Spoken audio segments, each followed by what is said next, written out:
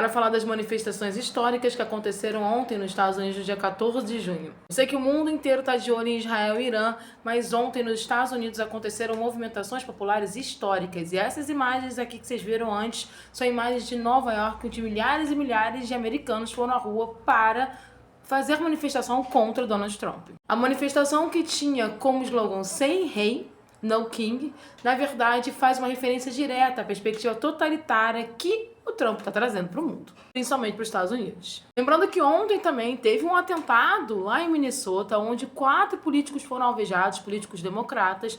2, no caso, faleceram, que foi um casal de deputados estaduais de Minnesota e com uma pessoa que tinha uma perspectiva extremista. Os Estados Unidos têm vivido um racha interno, isso é muito importante dizer. O país não está coeso, está muito longe de estar coeso, e essas manifestações deixaram bem clara a insatisfação popular americana. O governo Donald Trump é um governo de extrema-direita, um governo com uma política muito opressiva e muito violenta, principalmente contra minorias étnicas e também contra minorias de gênero, né? Porque a gente tem falado muito da política anti-imigração trumpista, mas a gente não pode esquecer que o Trump ele persegue muitas minorias de gênero, fazendo restrições aos seus direitos civis. Essa semana, inclusive, o Gavin Newsom, que é o governador da Califórnia e que comprou uma briga forte com o Trump, chamou ele de líder totalitário, que os Estados Unidos está vivendo um processo de ascensão totalitária com o Trump, o que eu concordo plenamente, eu já falo isso desde a época da campanha eleitoral. Esse cenário de desestabilização interna nos Estados Unidos é um cenário que a gente tem que observar, porque a gente está falando de várias convulsões sociais que estão acontecendo. Essa manifestação em Nova York foi pacífica, mas a manifestação de Los Angeles, por exemplo, foi muito tensa.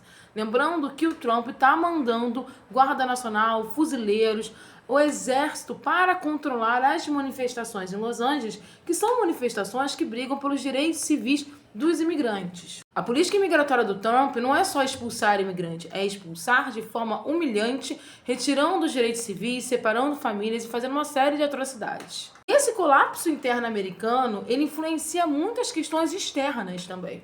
O Trump, com uma situação tão complexa internamente, ele precisa agradar muito o seu grupo principal de apoio, que é inclusive um grupo que apoia completamente as medidas, né, dele fazer o processo de expulsão dos imigrantes. Mas esse grupo é um grupo que tem uma perspectiva mais interna. O que significa uma perspectiva mais interna? Eles são contra os Estados Unidos gastar dinheiro com guerras que não sejam guerras onde os Estados Unidos estejam envolvidos diretamente. Inclusive, esse grupo votou em peso no Trump, porque o Trump prometeu que acabaria com a guerra da Rússia e Ucrânia em 24 horas. E é justamente por esse cenário de desestabilização interna, por esse cenário complicado internamente, onde a base trumpista, que é uma base muito importante, não quer guerras onde os Estados Unidos não estejam envolvidos, que os Estados Unidos deu uma repensada em entrar de forma direta no conflito Irã-Israel. Sim, os Estados Unidos está no conflito Irã-Israel. Qualquer analista que fale que os Estados Unidos não está mentindo. Por quê? Porque ele está indiretamente. Israel jamais faria um ataque contra o Irã sem a permissão dos Estados Unidos. Além disso, os Estados Unidos fornecem bombas, fornecem dinheiro, fornecem ajuda de inteligência para bombardear áreas estratégicas. Então, os Estados Unidos está envolvido, sim, indiretamente. E por que eu falo indiretamente? Porque diretamente, gente, é caça americano, o exército americano entrando na guerra.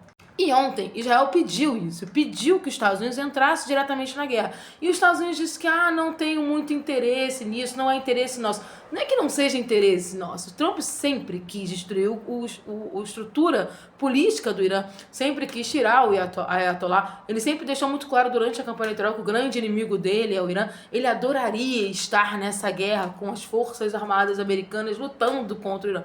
Só que o cenário interno não está permitindo essa extravagância. Porque se ele tem os democratas, né, o público democrata batendo muito nele, o público independente batendo muito nele, e o próprio público republicano com um certo pé atrás nas políticas internas americanas, né, até porque o tarifário trouxe danos sim à economia americana, os níveis de desemprego nos Estados Unidos têm aumentado muito, os Estados Unidos está numa perspectiva de recessão técnica, ele não pode desagradar uma base muito forte de apoio. E essa base muito forte de apoio não quer que os Estados Unidos entrem na guerra contra o Irã. E não é porque eles gostam do Irã, não é porque eles odeiam o Irã, mas eles não querem que os Estados Unidos gaste dinheiro com o Irã nessa guerra, gaste mais dinheiro ainda numa guerra externa que não envolve o americano diretamente. Eles já consideram a guerra Rússia e Ucrânia uma guerra desnecessária com dinheiro americano, porque eles acham que os Estados Unidos está colocando dinheiro que deveria ser investido internamente nos Estados Unidos numa guerra que não tem participação direta dos Estados Unidos. A gente sabe que Israel faz guerra de proxy, ou seja, guerra de procuração contra o Irã. Mas eu não tenho muita. Eu acho que o eleitor americano médio não tem muita noção disso. E mesmo que tenha, o fato é, os Estados Unidos não está diretamente ameaçado. Porque assim, uma coisa é os Estados Unidos ser ameaçado diretamente. Então vamos lembrar do 11 de setembro. Os Estados Unidos foi ameaçado diretamente. Os Estados Unidos sofreu um atentado. Então é óbvio que o americano iria sustentar e apoiar qualquer tipo de atitude dos Estados Unidos do Oriente Médio de guerra, porque eles foram diretamente ameaçados. No caso Irã e Israel, os Estados Unidos não foram diretamente ameaçados. Nem bases tinham sido atingidas. O território americano não teve nenhum tipo de dano feito pelo Irã. Não houve um atentado terrorista, não houve um míssil, nem teria como, né? Vamos ser sinceros. Mas não houve esse dano. Então o eleitor americano pensa o seguinte: a gente tá mal economicamente, a gente não tá bem, e aí você vai gastar dinheiro com uma guerra que não é nossa? Não, acho melhor não. E esse eleitor que fala isso não é um eleitor democrata, não.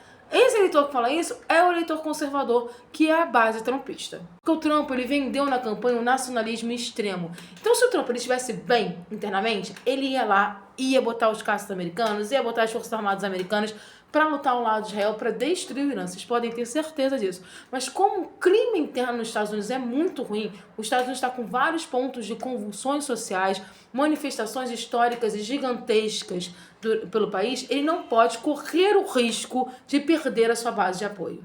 Mas a gente tem que lembrar sempre que a gente está falando do Trump. E o Trump não é lá bem o melhor estrategista político do mundo. Ele é um showman. Ele gosta de espetáculo. Tanto que ele deu uma fala hoje dizendo que eu acabei com a guerra entre Índia e Paquistão e vou acabar também com a guerra entre Irã e Israel. Amigo, onde tu acabou com a guerra entre Índia e Paquistão? Tu não acabou com a guerra entre Índia e Paquistão. Na verdade, um dos grandes mediadores, olha só a loucura, da guerra entre Índia e Paquistão foi o Irã. E não é à toa que o Paquistão foi lá e se colocou ao lado do Irã nessa guerra. É o único país que falou frontalmente que está com o Irã. E se caso Israel jogasse uma bomba nuclear, que não vai acontecer, tá, gente? Mas isso aí é só especulação. No Irã, o Paquistão também usaria suas ogivas nucleares contra Israel. Não, isso não vai acontecer, isso é só ameaça, e essa ameaça é normal. Eu costumo dizer que países têm bomba atômica para se defender, para jogar como argumento, vem aqui que eu tenho bomba atômica, do que efetivamente jogar uma bomba em alguém. Mas o fato é que, graças à desestabilização interna americana, as coisas mudam muito nos cenários externos de guerra. Agora a gente tem que ver como é que o que vai acontecer nos Estados Unidos nas próximas semanas, porque é um cenário muito, muito preocupante de desestabilização política interna. Além do Trump ter ressuscitado os democratas, porque eu acho importante falar isso, os democratas estavam praticamente mortos. Os democratas não estavam conseguindo fazer uma oposição decente ao Trump, e vem lá o Trump brigar com o Gavin Newsom, que é o governador da Califórnia, que é democrata e que estava lá na lista para substituir o Biden, mas não foi escolhido. Sempre considerei isso um grande erro dos democratas. Colocou o nome dele como um presidenciável forte de oposição ao Trump.